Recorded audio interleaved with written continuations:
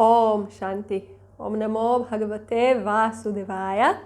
Welcome to another Yoga Small Talk, and we continue with 7 minutes Bhagavad Gita a day. So we have reached a very, very beautiful part in chapter 3. Those are the teachings of the cosmic order.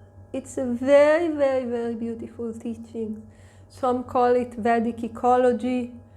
Some call it the insight on Dharma. Whatever you feel like, to environmental preservation, everything is here in this group of verses. It is very, very beautiful, very profound, and helps us understand what karma yoga really is. But not just that. It helps us understand what being a human really is. It helps us understand what being part of creation really is. It helps us understand what creation really is. And hence the beauty and the inspiration that it gives us to just step up to the task and do our duty in the best possible way. And by that, to gain the biggest reward. So we will read the verses in this talk, and in the next few talks we will go over it because it's very beautiful and it's very, very well worth spending some extra time on. So, chapter 3, verse 9. The world is bound by actions other than those performed for the sake of sacrifice. Do thou therefore, O son of Kunti, Arjuna, perform action for the sake of for sacrifice alone, free from attachment. 10. The Creator, having in the beginning of creation created mankind together with sacrifice, said, by this shall you propagate. Let this be the milch cow of your desires, the cow which yields all the desired objects. 11. With this do you nourish the gods, and may those gods nourish you. Thus, nourishing one another, you shall attain to the highest good. 12. The gods, nourished by the sacrifice, will give you the desired object. So he who enjoys the objects given by the gods without offering in return to them is verily a thief. This is a very, very key verse. This is where the interaction is explained, and of course we will explore it much more in depth. 13. The righteous who eat the remnants of the sacrifice are freed from all sins, but those sinful ones who cook food only for their own sake verily eat sin.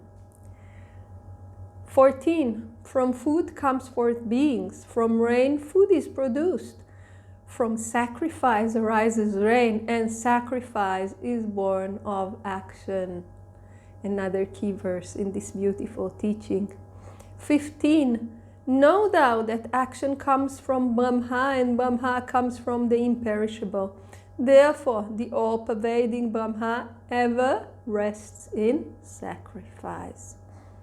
16. He who does not follow here the wheel thus set revolving, who is of sinful life rejoicing in the senses, he lives in vain, O Arjuna.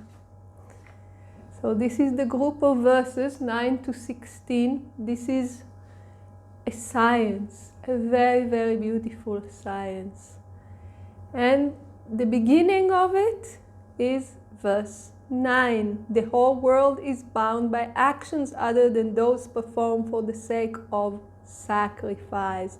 Do thou therefore, O son of Kunti, Arjuna, perform action for that sake, for sacrifice alone, free from attachment. What is this sacrifice? Here in the West, 20th century, we hear sacrifice and we think some poor slaughtered animal, or we think some very obsolete forms of worship which we ourselves do not quite accept.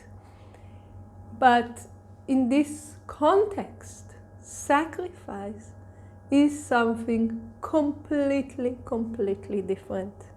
And to understand what this sacrifice is, we need to understand a term that is key in all the teachings of yoga. We cannot really practice or understand yoga without understanding this terminology. And we are referring to dharma. Dharma literally is that which sustains. It is a set of rules that govern creation. It governs each and everything in creation, and it governs creation as a whole. And if we really think about it, it is easy for us to see there are rules that govern our body, you know, which organ does what. Did we enact those rules? No. Can we change them while keeping the body alive and functioning well? No. There are rules that govern nature, that make things happen in nature. The same way that our body is governed by the rules, the trees are governed by rules that tell them, you know, when to bring forth leaves, flowers, fruit. Did the tree enact the rules? No. Can the tree change the rules? No. Like this, each and every little thing in nature is governed by some rules. Even in common language, we use the law of gravity. It is a rule of nature. We have the law of cohesion and adhesion relating to water. So we acknowledge there are rules to nature. Did we enact them? No. Can we change them while keeping nature balanced, or really change them in the long run and profoundly, and maybe enact others? No. Where did these rules come from? Why are they there? What does this have to do with us and with Karma Yoga? This we will discuss in the next talks. Please join us. Om Shanti.